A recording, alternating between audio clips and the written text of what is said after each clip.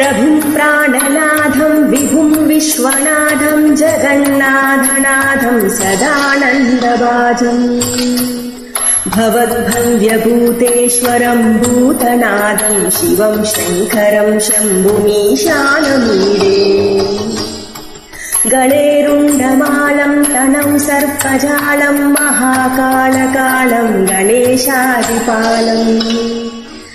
जटाजूटगङ्गोत्तरं धैर्यशालं शिवं शङ्करं शम्भुमीशानमीडे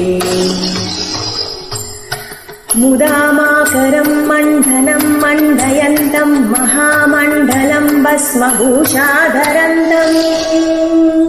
अनादिं ह्यपारं महामोहमारं शिवं शङ्करं शम्भुमीशानमीडे वटादो निवासं